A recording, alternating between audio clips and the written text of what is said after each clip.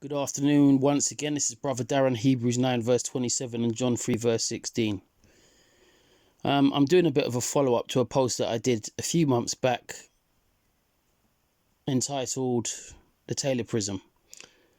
That post was where I went down to the British Museum in London and I videoed some footage but without any commentary of an artifact called the Taylor Prism, which is from the annals of King Sennecherib of Assyria, whereby he went down to attack the nation of Judah, cities or towns of Judah, including Lachish and Jerusalem. But when it came to Jerusalem, he came away empty-handed as a result of divine intervention by the Lord. In the book of 2 Kings 25, we'll find that.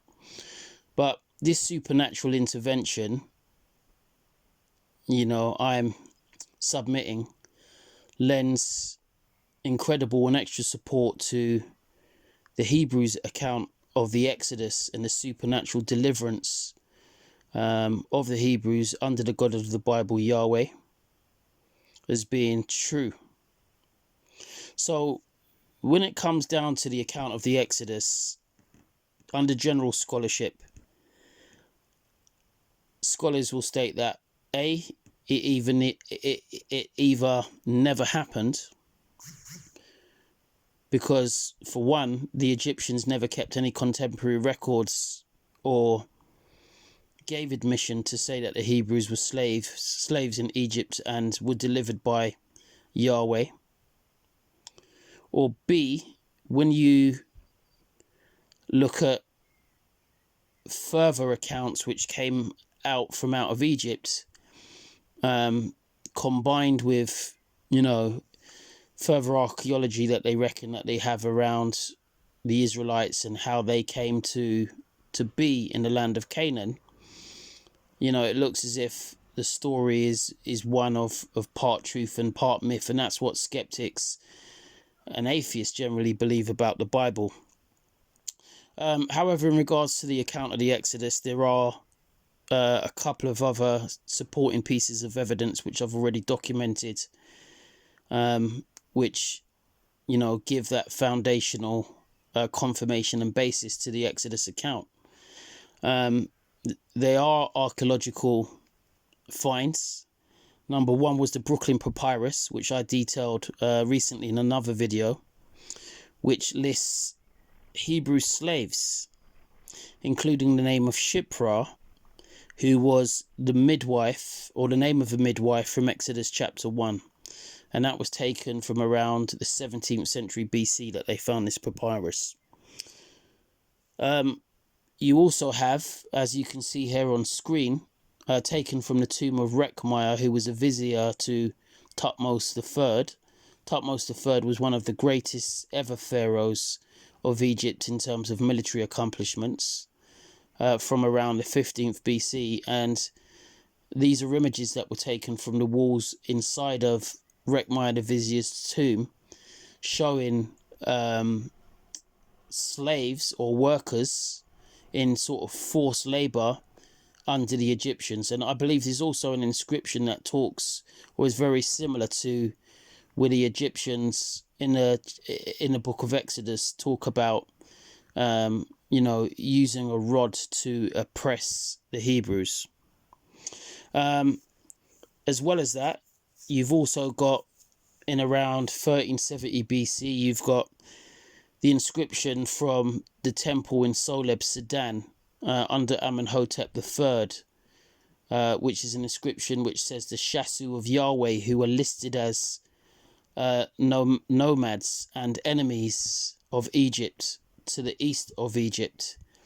And it was my submission in an earlier video that the Shasu of Yahweh essentially are unique in as much as that amongst those that were identified as being enemies of Egypt from either east or south of Egypt, this was the only group that were identified by their god in particular. And that's very important, because when the Israelites or the Hebrews left Egypt, In the Bible, it said they left as a mixed multitude. So it was they were comprised of Israelites, but they also would have had other Semites possibly, or other slaves or captives of this particular kingdom, which I believe is the new kingdom of Egypt. And those slaves would have all left out together under the miraculous hand of God. But what we're going to do now is I'm going to have a look at how both the Taylor Prism, an account of Herodotus, listing a strange parallel with an event under an Egyptian priest, whereby the Assyrians were repelled from assault on Egypt by a mouse, and the book of Second Kings, detailing the Assyrian invasion of Judah, how they all come together and lend for additional support supernaturally to being the same God who delivered the Hebrews from under the Egyptians. So the first thing to look at is the Taylor Prism. As I said, when you go down to the British Museum, for those of you that ever go down there, you'll see this in a section that they've got. I believe it's upstairs. But what this literally does is it lists the record of where King Sennecherib of Assyria in roughly 701 BC went up against Judah, but failed to conquer the city. Now, this is Herodotus, who was a Greek historian who lived between circa 484 to 413 BCE. He's a Greek writer who invented the field of study known today as history. He was called the father of history by the Roman writer and orator Cicero for his famous work, The Histories, but has also been called the father of lies by critics who claim these histories are little more than tall tales. Well, just to expound a bit here, we know that Herodotus is not the father of history per se. Just according to Western civilization, he's one of the earliest recorders of history for Western civilization.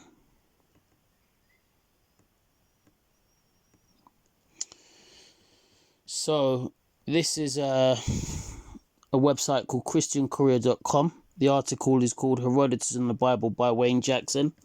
And what Wayne Jackson details is the event as under the Bible and under Herodotus of Assyria coming against Judah and supposedly also coming against Egypt. But let's read through the accounts. So what it says is, when King Hezekiah, who was ruler of Judah, Sennecherib, king of Assyria, marched against Israel's southern kingdom. See 2 Kings 18 and Isaiah 36, verse 1. Now, according to his records, the monarch took 46 Judean cities. In fact, he sent his army to Jerusalem, where he boasted that he shut up Hezekiah like a bird in a cage. He did not, however, take the holy city, which would have been Jerusalem. Why not? Because Jehovah intervened in response to Hezekiah's prayer, and he destroyed 185,000 Assyrian soldiers in one night. See 2 Kings 19, verse 35. Herodotus has a garbled account of this disaster that crippled the Assyrian forces.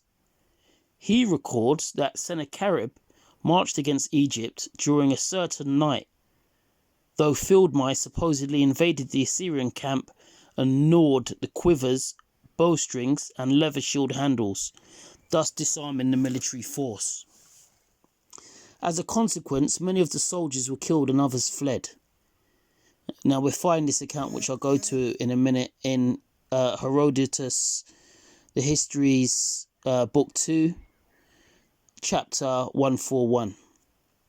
Dr. I.M. Price, who served as Professor of Semitic Languages and Literature at the University of Chicago, noted that this account has some basis, doubtless in fact, and is an echo of some calamity to the Assyrian army.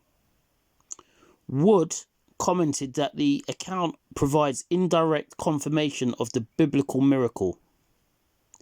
Joseph P. Free observed there is no evidence in the archaeological records that Sennecherib ever returned to the region of Palestine. Now that's an important point or observation there by Joseph P. Free. The Assyrians never ever again returned to the region of Palestine, in which you have Judah and Jerusalem. But they did return back to Egypt. And it's my submission or my contention that if the Egyptian god or gods were powerful and the real right gods for history, these Assyrians never would have returned there again because of their fear of the Egyptian god or gods. But they did, as we see momentarily. But they never returned again to Judah or Jerusalem. Judah or Jerusalem were destroyed. That was prophesied under King Nebuchadnezzar II, but that was because of the idolatry of the Israelites, or should I say the Judeans in particular. But that all happened between sort of 605 BC through to about 587, 586 BC under Nebuchadnezzar II. But it's not one and the same. The Assyrians never returned. Now this is another article. It's taken from mouseinterrupted.wordpress.com, and it's entitled "The Mice of Herodotus" by Lorna Owen. Now I'm not going to read through all of it because we've just covered the same points before from the previous article. But I am going to read the bottom paragraph, which, has an important point to make. Now, what it says is, while Herodotus presented this tale as fact in histories, Archibald Sayce, the 19th century University of Oxford Assyriologist, said, "Not so fast. This story was nothing more than Egyptian folklore." I'm now going direct to Herodotus as a source, where he was told by the Egyptians that these mice gnawed through the bowstrings of the Assyrian invaders, so giving them victory. But I'm going to read verbatim so that you can see I'm quoting direct from a source. Now, this is Herodotus, the Histories, Book 2, Chapter 141. Now, it says, "The next king was the priest of Hephaestus, whose name was Cephos. He despised and took no account of the warrior Egyptians, thinking he would never need them, beside otherwise dishonouring them. He took away the chosen lands which had been given to them, 12 fields to each man, in the reign of former kings. So presently came King Sennecherib against Egypt with a great host of Arabians and Assyrians, and the warrior Egyptians would not march against him. The priest, in this quandary, went into the temple shrine, and there he bewailed to the god's image the peril which threatened him. In his lamentation he fell asleep and dreamt that he saw the god standing over him and bidding him to take courage, for he should suffer no ill by encountering the host of Arabia. Myself, said the god, will send you champions. So he trusted the vision, and he encamped at Pelusium with such Egyptians as would follow him. For here is the road into Egypt. And none of the warriors would go with him, but only hucksters and artificers and traders. Their enemies too came hither, and one night a multitude of field mice swarmed over the Assyrian camp, and devoured their quivers and their bows, and the handles of their shields likewise, insomuch that they fled the next day unarmed, and many fell. And at this day a stone statue of the Egyptian king stands in Hephaestus' temple, with a mouse in his hand, and an inscription to this effect, Look on me and fear the gods. Okay, so there you have it. According to what Herodotus was told by the Egyptian priests, not only was there this account in which the Assyrians were driven away by these mice and by this god that saved the Egyptians, there was also a statue of this Egyptian king, or this Egyptian king priest, which would deter any future invasions with the inscription, "Look on me and fear the gods." Now, the only problem for this is that the Assyrians, within just about 30 years, were back, invaded Egypt twice, conquered Egypt, and also set up their own vassal or puppet king from an Egyptian. So, totally at least contradicting the claim which is made by the Egyptians that they had a god or gods which any invaders, especially the Assyrians, should have feared. But let's move on and we'll see some evidence of that. So this is King Sennecherib's profile as taken from Wikipedia.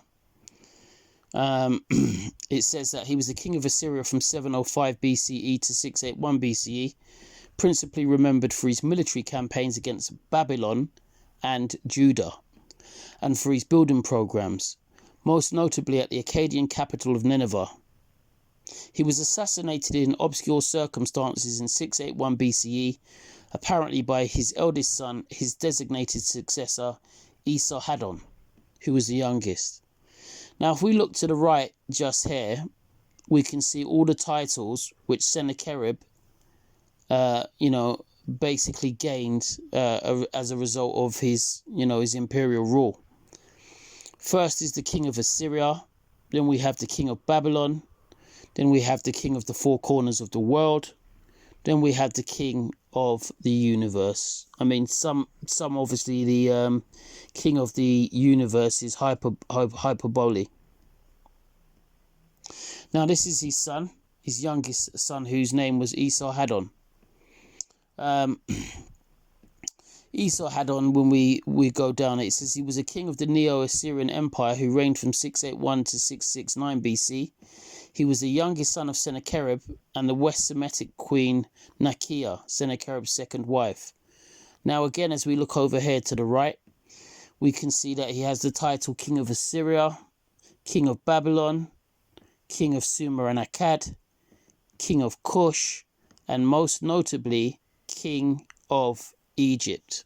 Okay, his reign once again from 681 to 669 BC.